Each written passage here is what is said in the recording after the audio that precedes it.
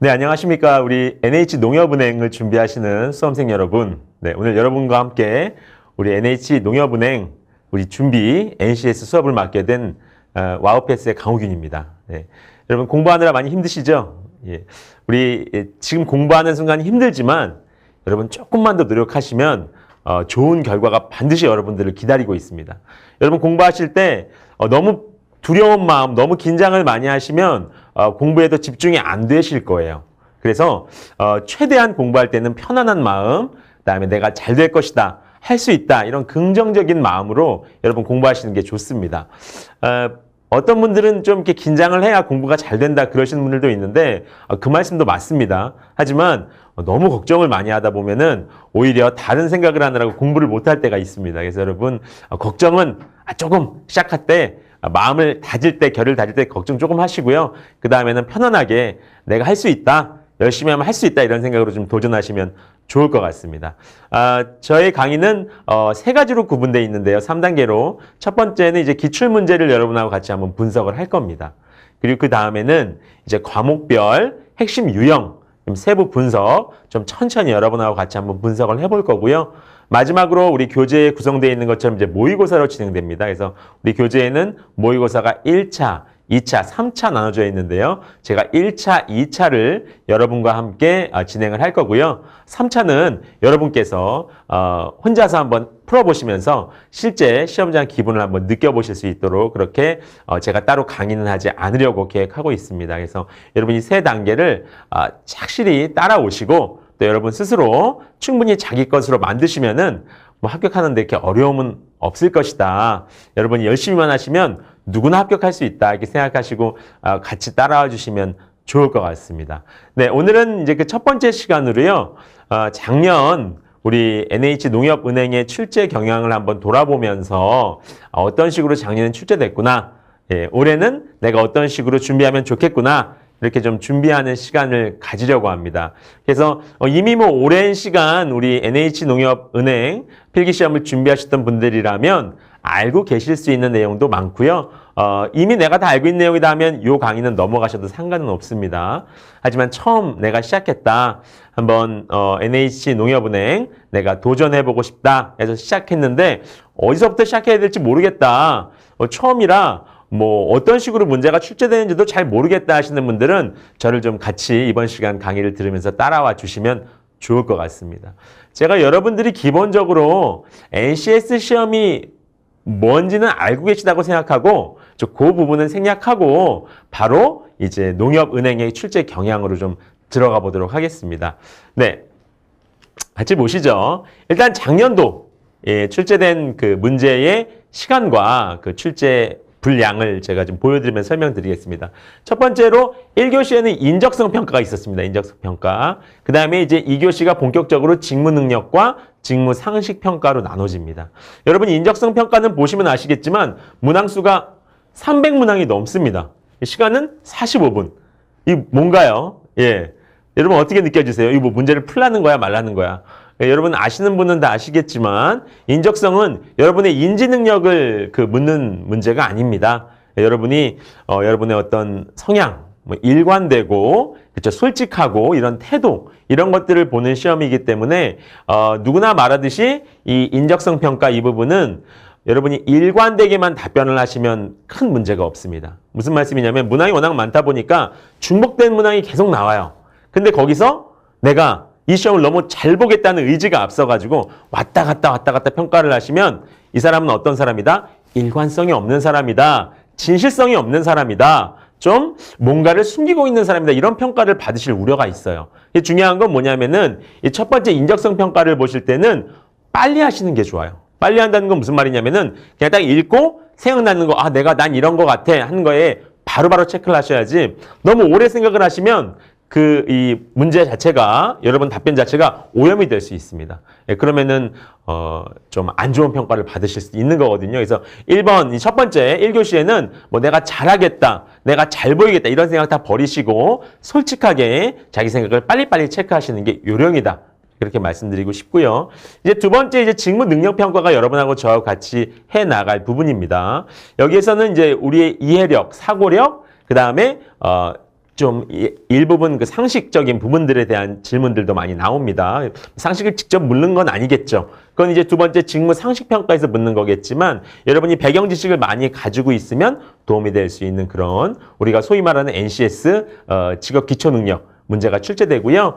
50문항 60분 이렇게 진행이 됩니다. 그러면 한 문제당 몇 분입니까? 1분? 조금 넘게 시간이 주어지는 거죠. 그런데 여러분 아셔야겠지만 우리가 시험에 대한 항상 그 마킹하는 시간이 있죠. 그래서 뒤에 부분을 조금 뭐 어떤 분은 5분, 뭐 어떤 부분은 그 이상, 또 어떤 분은 짧게 하시는 분도 있지만 일정 부분 남겨둬야 됩니다. 그래서 한 문제당 1분 정도는 풀어야 된다고 보시면 됩니다.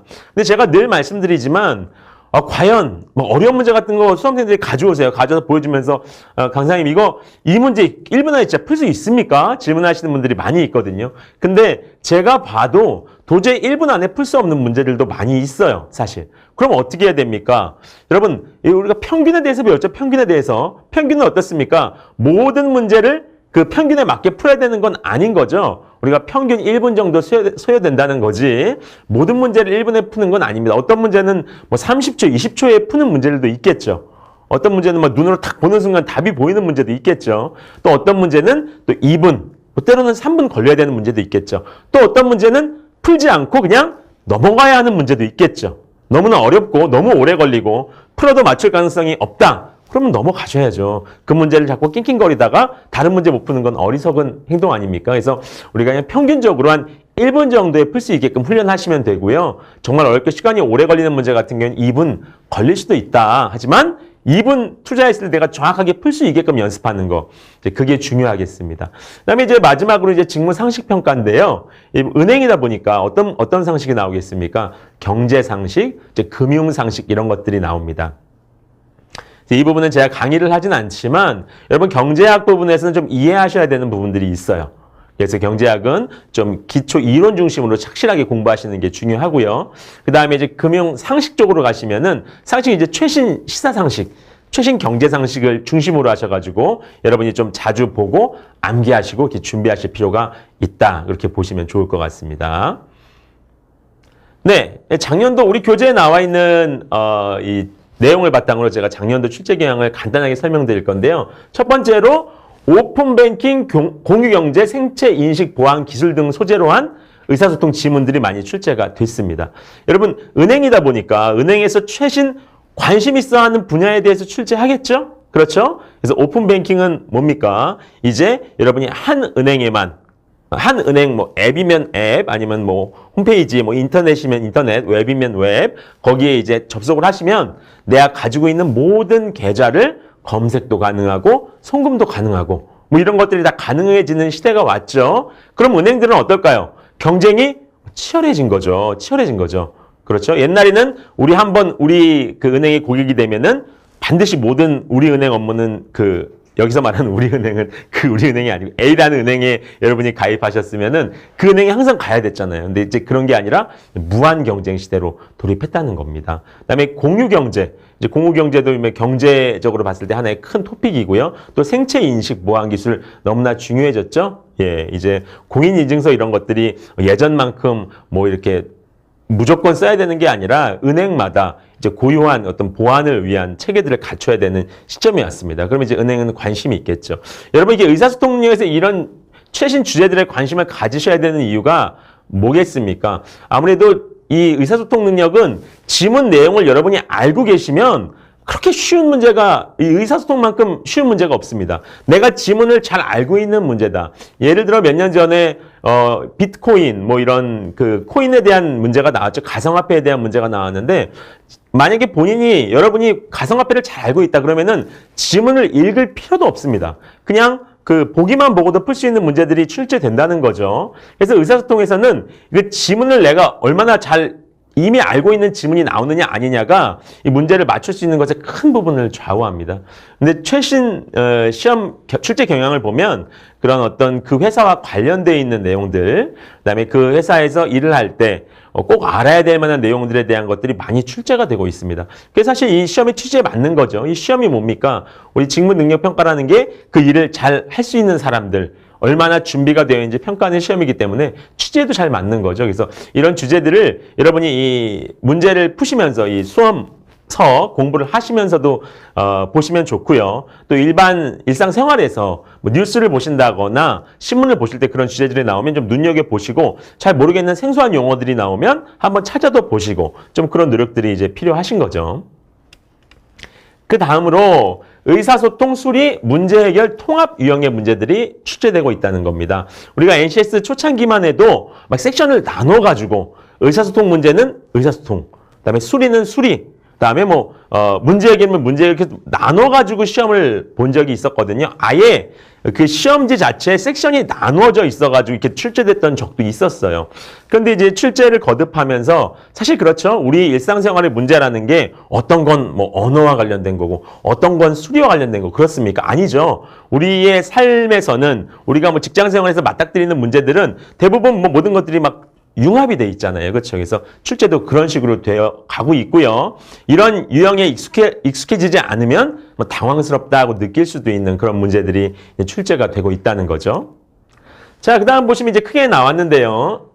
이 통합 유형 중에서도 주로 이제 농작물, 뭐 재해보험과 관련된 문제가 출제됐고요. 그 다음에 보험 약관, 그 다음에 뭐 코드, 그다음에 보험 상품, 뭐 철회, 그다음에 신용카드, 뭐 이런 것들, 그다음에 국외 출장 관련된 환율을 고려하는 문제들, 이런 문제들이 출제됐습니다. 여러분 이제 대충 그림이 머릿속에 그려지시나요?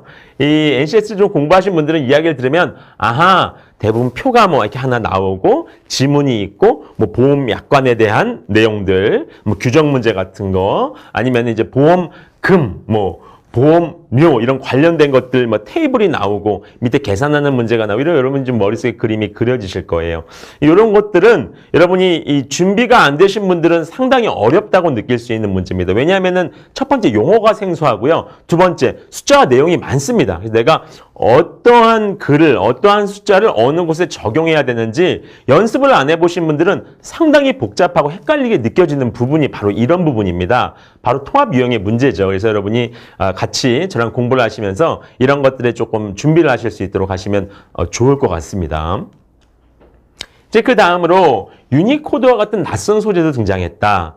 이게 이제 NCS 문제에서 좀 어려운 부분이라고 할 수 있는데요. 우리가 준비를 열심히 해도 또 우리가 예상하지 못한 부분에서 문제가 나올 수가 있어요. 유니코드는 일종의 컴퓨터에서 여러 언어를 이제 잘 표현하고 그다음에 이렇게 활용할 수 있도록 해주는 일종의 산업 표준이잖아요. 근데 그런 것들 우리가 그 분야에 대해서 공부를 안 해보신 분들은 모르실 수 있죠. 모르실 수 있습니다. 그래서 이런 낯선 주제가 나왔을 때도 어떻게 대처할 수 있는지 여러분이 이런 낯선 주제라고 해서 너무 또 전문적인 이야기가 나오진 않습니다. 그래서 상식적인 범위에서 여러분이 풀 수 있는 합리적인 이성을 갖고 풀 수 있는 문제들이 나오기 때문에 대처할 수 있는 능력도 여러분 준비하셔야 되는 겁니다.